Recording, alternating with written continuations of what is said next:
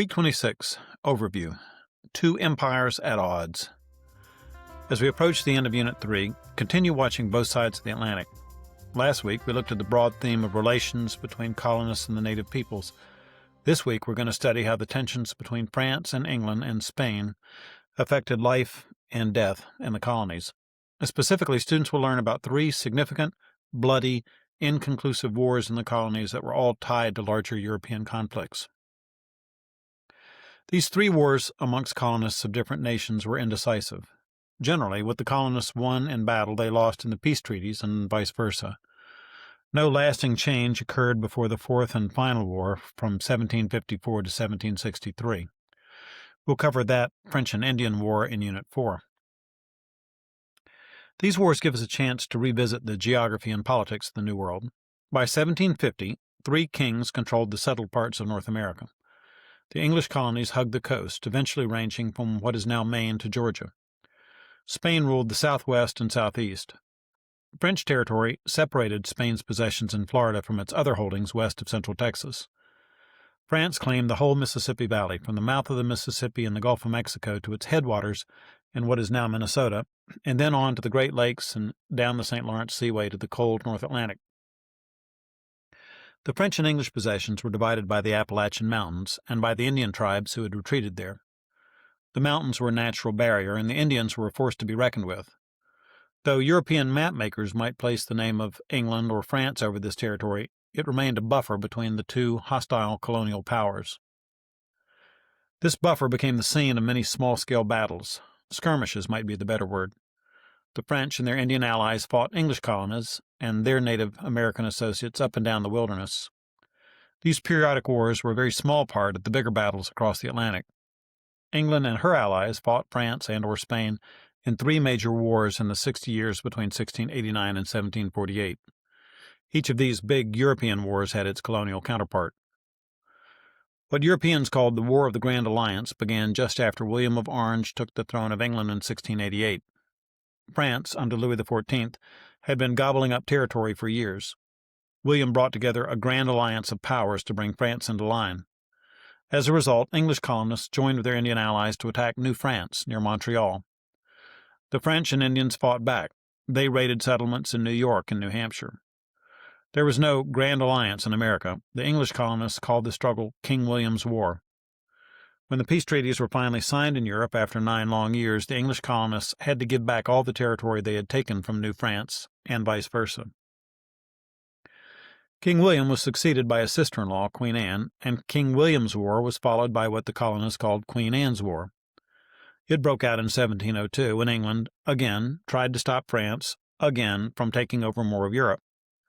Europeans called it the War of Spanish Succession because when the King of Spain died, he left his kingdom to the grandson of the French king, Louis XIV. For a time, it looked like France and Spain would become a single superpower. More than 400,000 people died over 10 years as the rest of Europe tried to keep that from happening. This war pitted English colonists against Spanish settlers as well as French, but in the end, no American territory permanently changed hands. Childless Queen Anne was followed by George I, so it stands to reason that the next war in this series of unfortunate events should be called King George's War. It was George II, not George I, who ruled England during this third European conflict. George was brave and ambitious. He was the last British ruler to ever personally lead troops onto the battlefield.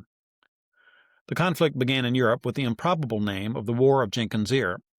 An arrogant Spanish commander chopped off Captain Robert Jenkins' ear and told him to take it to his king. War between Spain and England broke out in 1739 across the Caribbean and in Georgia. It turned into King George's War when the French joined in 1744. Most of Europe was at war at this time, but they didn't think they were fighting over some sea captain's ear, but over whether a woman, Maria Theresa, could lawfully succeed to the Austrian throne. Frederick II kicked off this war by invading Silesia, one of Austria's richer provinces, while Maria Theresa's grip on power was still very uncertain. After 8 years of bloodshed, the rest of Europe accomplished nothing. The peace treaty left everyone where they started, except for Prussia, which managed to hold on to Silesia, and Austria, which lost it. These three small wars were important for American history because they fueled frustrations for Englishmen on both sides of the Atlantic. Colonists and Indians fought and died for European kings and countries, but what did they get out of it? None of these efforts yielded any discernible reward for the people in America. Diplomats and kings saw the colonies as mere bargaining chips, and the colonists began to resent it. These wars in the colonies were a natural outgrowth of the long, slow European transition from feudalism to the modern nation-state. England, France, and Spain had each reached the point where the concentrated power of millions of people could be focused on one national goal. The problem was, their goals tended to conflict. As nations were built, their leaders generally sought expansion. Since all states had either neighbors or natural geographic barriers, expansion usually meant taking territory from someone else. European monarchs didn't think much about how the common man felt about their wars. There was something bigger at stake, something greater than any individual: the state. That was part of a new, modern worldview. That leads us to another theme we're following this week: the Enlightenment. In Unit 4, we'll see how the American Revolution was influenced by French philosophes like Voltaire and Montesquieu, but they led long and influential lives. Older students will be meeting some of these enlightened thinkers this week. As European writers and thinkers continued to develop humanistic thought by reading one another's works and publishing their own, the Age of Reason turned into what was called the Enlightenment. The name caught on. It captured the spirit of the age. Men believed that in throwing off the mysteries of faith-based, synonymous with dark and superstitious religion, namely Christianity, mankind was growing more, quote, enlightened. But, as we saw in week 24, it might be just as accurate to call them endarkened. Romans 1:21 and 22 tells us what happens to such men. Paul says, although they knew God, they did not honor him as God or give thanks to him, but they became futile in their thinking, and their foolish hearts were darkened. Claiming to be wise, they became fools. Absolutist rulers of this period moved from the concept of divine right to the practice of what they called enlightened absolutism. They argued that they needed such absolute power to do ultimate good for their countries. It was all very modern, of course, but in hindsight, very troubling. The colony of Georgia was one enlightened experiment. Its founder, James Oglethorpe, was a fascinating man with a remarkable vision. Different historians come to very different conclusions about the man and his mission, but that's one of the things we want older students to be aware of. Let's take a look at how Georgia got founded. As a boy, Oglethorpe joined the army and served England overseas. He rose to prominence in Eastern Europe, but when he came back to England, he killed a man in a fight and spent 5 months in prison. That didn't keep him out of Parliament, but it may have permanently affected his priorities. He was reminded of his days in prison when a friend of his fell on hard times and went to debtor's prison. That was a common enough plight, even for gentlemen, but his friend got smallpox in the prison and died. Oglethorpe joined a group of wealthy men who wanted to create a place where decent people who were down on their luck could get a fresh start. They had batted the idea around for years, but Oglethorpe made it happen. In 1730, King George II granted him a charter for a charitable colony between South Carolina and the Spanish possessions of Florida. The author of this section of our rhetoric history book argues that Oglethorpe's primary motive was imperial. John Miller says Oglethorpe wanted to create a semi-militaristic, planned, moral society that would be a strong buffer colony between the weaker English South Carolina and the belligerent Spanish settlements in Florida.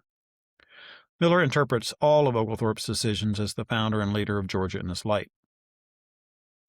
Georgia, unlike the colonies further up the coast, did not permit slavery. Oglethorpe believed that slavery was a dirty business, against the law of the gospel as well as the fundamental law of England. That didn't keep Oglethorpe from owning a share in a slaving company, though. Oglethorpe, like so many others of his day, had mixed feelings about the peculiar institution of slavery. Under Oglethorpe's leadership, Georgia treated the Native Americans well. Georgia was set up as a charitable colony for initially hand-picked debtors and for Englishmen or foreigners who were being persecuted for their religious beliefs. Rum and other hard spirits were prohibited there, although wine and beer were allowed. The colonists had no say in their own government. It was completely controlled by the proprietors. It was the only colony that received 90% of its support from state funding through Parliament. Miller says this was because the status of the proprietors as members of Parliament, who saw its purpose as directly supporting the interests of the British Empire.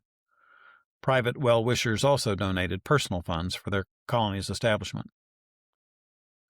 One big difference from the other colonies was a limit on land ownership.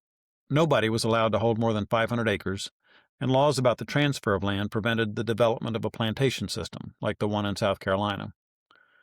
This might have been the real reason Georgia prohibited slavery, not because the proprietors objected to slavery as such, but because they opposed big landowners.